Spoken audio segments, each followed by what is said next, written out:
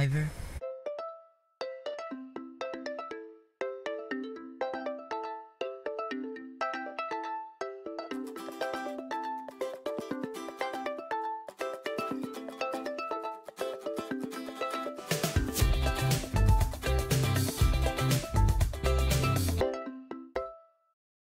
McIver Station opened on the 1st of September 1989, named after Ken McIver, a long-serving steam engine driver for Western Australia. It was built for the purpose of accommodating for direct access to the Royal Perth Hospital, despite being only 500 metres from the main Perth station. It serves both Armadale Thorney and Midland Line trains, with 4 platforms, 2 on an island and 2 in a side configuration.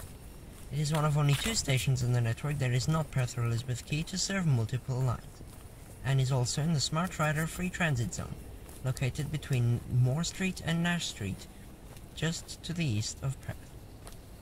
We are currently crossing over the Midland Line tracks on the eastern side of the station in this pedestrian maze, and there is the Moore Street level crossing, which has been closed for a while now, because the gates just closed way too often with all 4 different trains being able to come in, you know, outbound Midland, inbound Midland, outbound Armadale, and the Thorney Line trains, plus the Austerlin and other special services, so it was way too busy and dangerous.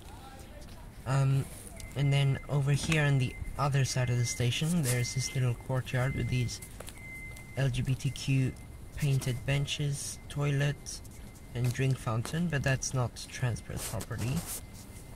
And there's the Royal Perth Hospital, which I just stated is the main purpose of the station. And a lot of pigeons too, city pigeons. Let's scare one away. Hello pigeon! Run, run, run, run, run, run, run! Yeah. Here we are now, up the path from the pedestrian maze onto the Middle Island platform, which serves outbound Midland Line trains and inbound Armadale Thorney Line trains. There is a Smart Rider processor, which is open, pretty weird for a city station, and what else is weird for the city station is the fact that this is practically a hut station. Take a look for yourself. Just 4 or 5 actually, because there's 2 on this platform, huts on some bricked platforms.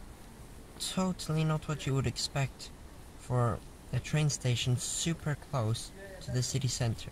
Take a look at other Australian cities where they have massive underground structures, and then this. Ugh, that's a big minus.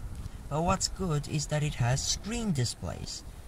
A really nice addition for a hut station, unlike the nearby Claysbrook station, which still has the super old style of dot matrix, which is one of only 2 stations. I believe Oat Street still has them as well. There you just saw the defibrillator on the wall, and this information and emergency point right here, as well as the ticket machine and seating under the shelter. Here is a bin and this weird brick structure which people sit on, which could be used as a planter to make the station look better, but it's not. And then down here there's another open station Smart Rider processor, and stairs and a ramp down to the eastern underpass or subway under the station. Wait, did I say eastern pedestrian maze at the start of the video? Well, yeah, I meant western. This is the eastern side. And now down the bottom of the stairs in the underpass. It's pretty simple. Some rocks on the side actually, and some dripping water right there. And then you just cross under the tracks. It's not really a subway, it's just you just go under the tracks, you know. Another staircase and ramp up to platform 1 here, with some fish art on the walls. It's pretty wet. It was raining really heavily a few hours ago. And right up, here's platform 1. I'm not gonna look at it because it's basically exactly the same as the other platforms due to its minimalism. But there is actually a little bridge here which you can go into the big 6 or 5 story car park for the Royal Perth Hospital right here, and then you go down this long path down the side of the cars. Alright, let's head back now. So if you take the other exit from the station, well, there's quite a few exits actually, but this one over here, It takes you out onto the Lord Street Bridge over here, with the nice sign thanking you for travelling with Transperth today. And yeah, here's another view of the car park.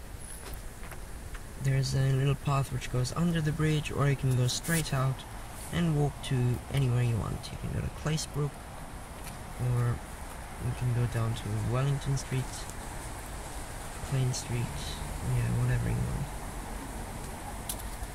Right out here.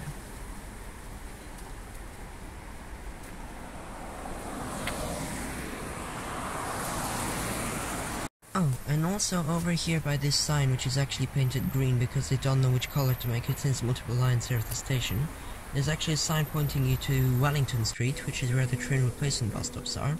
And I think this is one of the furthest distances that train replacement bus stops are from the actual station, although Perth Busport and Elizabeth Quay bus station are actually pretty far from the actual stations as well. So most city stations, train replacement bus stops aren't actually right next to the station.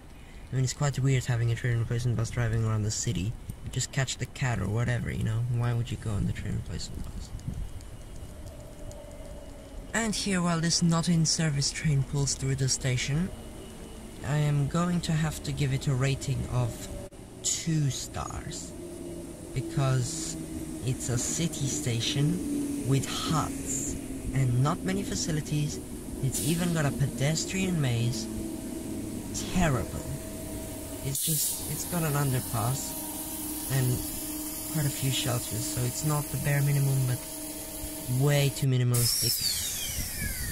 I guess it is just a small station serving the Royal Perth Hospital though, but it's not gonna get high marks for its current state. And now there are about 10 minutes of train clips after this. I did go a bit overboard, but with a train every 2 minutes, it's quite hard to stop filming.